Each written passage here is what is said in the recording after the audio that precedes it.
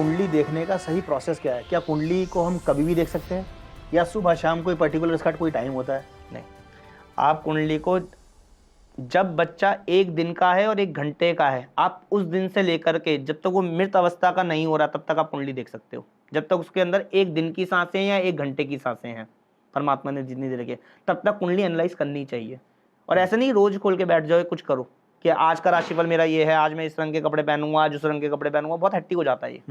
इसमें कंडीशन ये समझो कि मेरा ये वाला साल कैसा जाएगा। जैसे मान लीजिए आपका जन्म हुआ, आप डेट ऑफ बर्थ बता रहे थे ना, क्या पता 25/11/19 तो 25/11/2023 से लेकर 25/11/2024 तक ये 1 साल का वर्षफल है आपका। अच्छा, इसके बारे में सारा जान लो।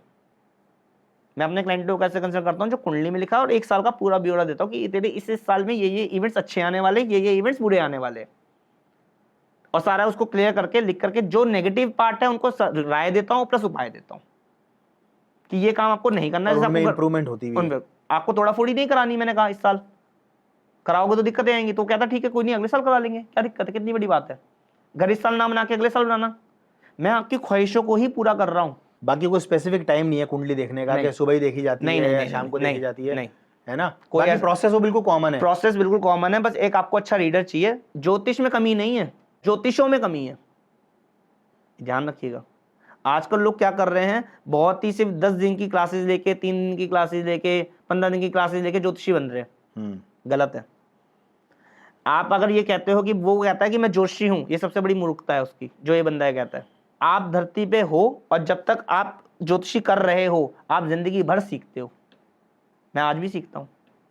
नहीं, वो तो काम ऐसा है क्योंकि सीखने की तो कोई एज नहीं होती, एज ही नहीं होती, और ये नेवर एंडिंग टॉपिक है। और आप ये समझिए कि डॉक्टर की पढ़ाई खत्म हो सकती है, ज्योतिषी की पढ़ाई खत्म नहीं हो सकती, पॉसिबल ही नहीं है, क्योंकि हर कैरेक्टर क्योंकि हर बार नहीं आपके सामने परम्यूटेशन कॉम्बिनेशन लगाओ ना। 9 प्लैनेट है और 12 राशियां हैं, 12 घर है, इसको कैलकुलेट कर लो और फिर इसके कॉम्बिनेशन में परम्यूटेशन ले लो कि भाई एक ग्रह 1 के साथ बैठेगा तो क्या युति होगी, एक ग्रह 2 के साथ बैठेगा तो क्या युति होगी, एक प्लैनेट 3 ग्रहों के साथ बैठेगा तो उसकी क्या युति होगी।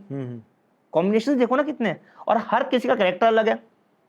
आप 50 लोग उठाइए, 50 लोगों का कैरेक्टर सेम बता दीजिए मुझे, सबका कैरेक्टर अलग है। कोई रंग, कोई काला है, कोई गोरा है, कोई मोटा है, कोई पतला है, कोई ये कह लीजिए किसी की तबीयत खराब रहती है, किसी की मैरिड लाइफ खराब है, सब लोग अलग अलग है।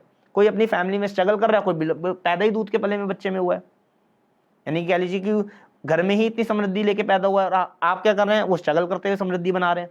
अच्छा, कई लोग तो मैंने देखा स्ट्रगल करके, मेहनत करके उस मुकाम को हासिल कर लेते हैं जहाँ तक वो पहुँचते हैं, और कई लोग सब कुछ करने के बावजूद भी, बहुत प्रयास करने के बावजूद भी, बहुत मेहनत करने के बावजूद भी बार बार फेल होते हैं।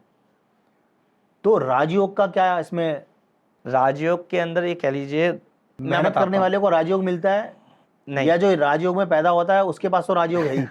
ऐसा नहीं है। कभी कभी आपने सचिन जी ये देखा होगा कि एक इंसान बहुत समृद्ध परिवार में पैदा हुआ है, बिल्कुल, लेकिन जीरो हो गया आज। मंगल जब चौथे घर का होता है और अशुभ हालात में बैठा हुआ होता है, तो ऐसे में ये कहते हैं ऐसा बच्चा घर की समृद्धि को आग लगाने के लिए पैदा हुआ है। यानी कि देखो कितनी बड़ी बात कही है बाल किताब में, कि उसको पहले से पता था कि भाई मंगल चौथे घर में अगर बैठा हुआ हो, जिस बच्चा पैदा, नया नवेला बच्चा पैदा हुआ है, शिशु पैदा हुआ है, लेकिन वो समृद्ध फैमिली में पैदा होगा मंगल 4 का बच्चा, और उसकी संपत्ति को आग लगाएगा वो। ये चीज जब हम ये कहते हैं कुंडली के अंदर, जैसे बुध हो गया, अब बुध कहते हैं कि भैया 1 से लेकर 6ठे घरों में बैठा हुआ हो तो इंसान को समृद्धि मिलती है, 34 साल से पहले पहले ही मिल जाती है इंसान को, मतलब इंसान करियर में सेट हो जाता है। जो 7 से 12 घरों के अंदर बुध बैठा हुआ होता है तो 34 साल के बाद इंसान सेटल्ड होता है। तो इसी को राजयोग बोलते हैं? नहीं, मैं एक्सप्लेन कर रहा हूँ इस चीज को। ऐसी कंडीशन में क्या होता है, हम ये कहते हैं कि तेरे पास तेरा जो एक सुनहरा अवसर आएगा, तेरा जो योग आएगा, तेरे जो अच्छे योग आएंगे वो 34 के बाद आएंगे। समझने का फेर है कि 34 साल का जब तू हो जाएगा उसके बाद तेरा राजयोग शुरू हो जाएगा। लोग क्या करते हैं, यूं हाथ पे हाथ डाल के बैठ जाते हैं, अच्छा 34 के बाद आएगा तो 34 के बाद ही काम करेंगे। अच्छा, बिल्कुल सही बात है। देखो कितनी बड़ी। मैं ये कहता हूं अगर मैंने तेरा 34 डिसाइड कर दिया, मैंने लिखा कि 34 के बाद, मैंने बोला है ना कि 34, तो तेरी लाइफ स्ट्रगल आज से शुरू हो गई है। तुझे उस 34 तक बेस्ट करना है, मेहनत करनी है तुझे, रोज करनी है। अगर तू यहाँ पे हाथ धरे बैठा रहेगा तो 34 के बाद भी हाथ पे हाथ धरा बैठा रहेगा।